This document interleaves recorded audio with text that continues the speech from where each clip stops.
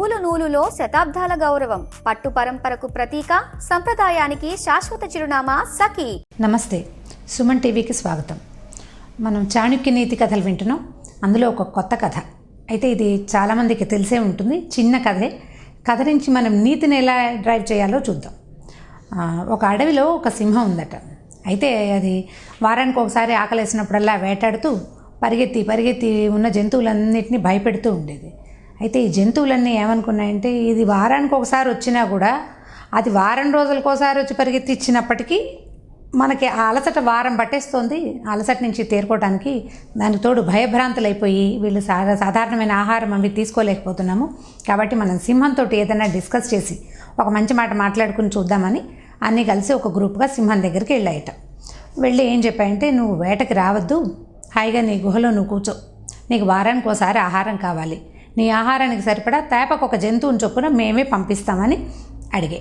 సింహం కూడా ఏమనుకుందంటే, వీటి వెనకాల పరిగెత్తి వాటిని గుంపు నుంచి సెపరేట్ చేసి ఈ కష్టమంతా ఎవరు పడతారు, సులువుగా ఆహారం నోటికి వచ్చేస్తుంది కాబట్టి బాగానే ఉందని ఒప్పుకుంది. అక్కడి నుంచి ఏం చేసినాయంటే, ఈ మొత్తం జంతువులన్నీ 7 గ్రూపులు ఉన్నాయి. కొన్ని కుందేళ్ళు, లేళ్ళు, దుప్పులు, తర్వాత ఏనుగులు, ఒంటెలు ఉండుండవు, బహుశా జిరాఫీలు లాంటివేవో ఉన్నాయి. ఈ మొత్తం అన్నీ ఏం చేసినాయంటే, ప్రతిసారి ఒక్కొక్క గ్రూప్లో నుంచి ఒక్కొక్క జంతువుని మన సింహం దగ్గరికి పంపించడానికి ఒప్పుకున్నాయి. సరే, ఏం చేసినాయి, వారం ఒక్కొక్కటి చొప్పున వెళ్తూ ఉండేది. కొన్ని వారాలు ఇలా గడిచాక కుందేళ్ల గుంపులో ఒక కుందేలుకి ఈ సింహానికి ఆహారంగా వెళ్ళవలసిన అవసరం వచ్చింది. అయితే ఈ కుందేలు ఏమనుకుందంటే, ఎందుకు నేను చచ్చిపోవాలి, నేను చావకూడదు అంటే ఏం చేయాలి అని ఆలోచించుకుంటూ పొద్దునుంచి మధ్యాహ్నం దాకా కాలక్షేపం చేసింది. సింహానికి ఆకలి వేళైపోయింది. అన్ని జంతువులు దాన్ని హెచ్చరించాయి, ఇంకా ఎంతసేపు ఇక్కడ తిరుగుతావు, నువ్వు తొందరగా వెళ్ళకపోతే ఆ సింహం మళ్ళీ పరిగెత్తుకు వచ్చేస్తుంది.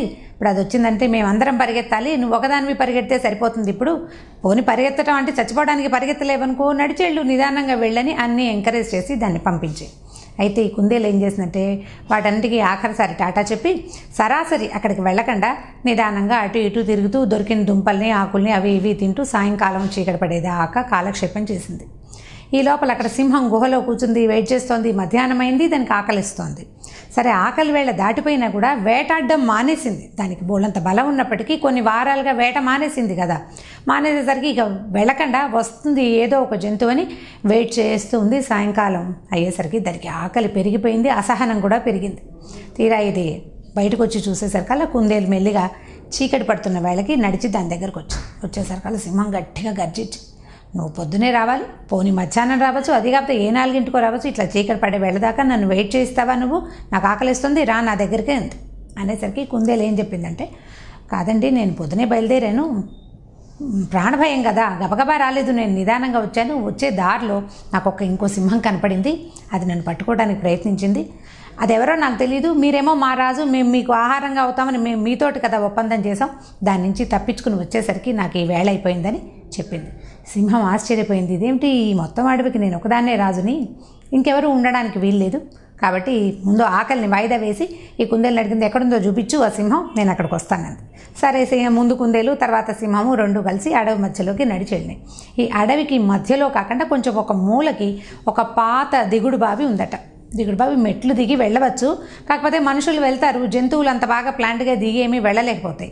ఈ కుందేలు ఏం చేసిందంటే, ఈ దిగుడు బావి తాలూకు గట్టెక్కి లోపలికి వంగి చూసి ఇదిగోండి రండి, ఇక్కడ ఉంది ఇంకో సింహం అని పిలిచింది.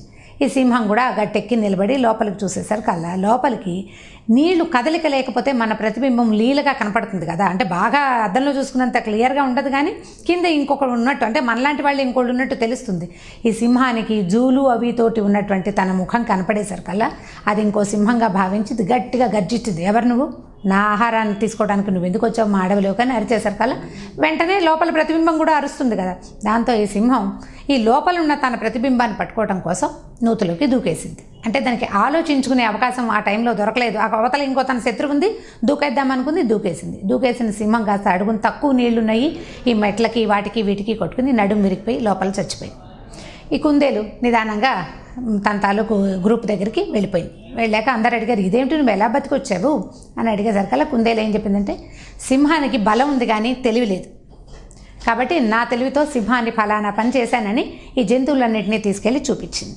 అయితే దీన్ని చాణక్య నీతి దీనికి ఏం చెప్తున్నారంటే ఆయన చెప్పారు బుద్ధిర్యస్య బలం తస్య, అంటే ఎవడు బుద్ధి కలిగి ఉంటాడో వాడికి బలం ఉన్నట్టు.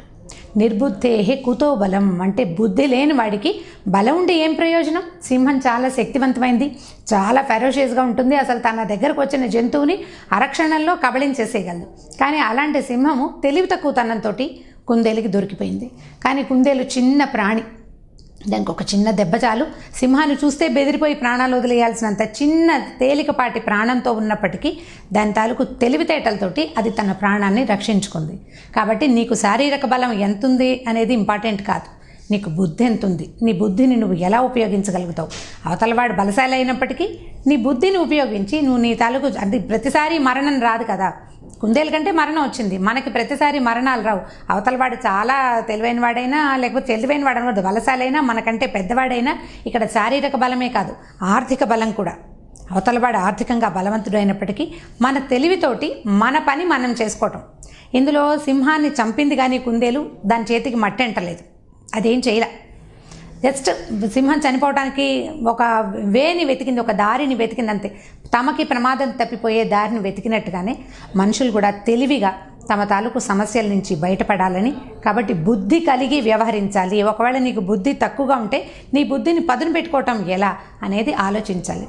దానికి సులువైన మార్గం ఏంటంటే చక్కగా చదువుకోవటం, ఎక్కువ పుస్తకాలు చదవటం. ఏదైనా ఒక విషయం తెలుసుకుంటే దాన్ని డిస్క్రిమినేటింగ్గా, అంటే పూర్తిగా వ్యవహారిక బుద్ధితో, అంటే తెలివిగా దాన్ని అదిలో ఏముంది ఈ విషయం అనేది తెలుసుకోవటం. ఒక విషయం వినంగానే వెంటనే ఇది బాగుండలేదని వదిలేయకుండా అందులో నుంచి మంచిని తీసుకోవడానికి ప్రయత్నం చేస్తే బుద్ధికి బలం పెరుగుతుంది.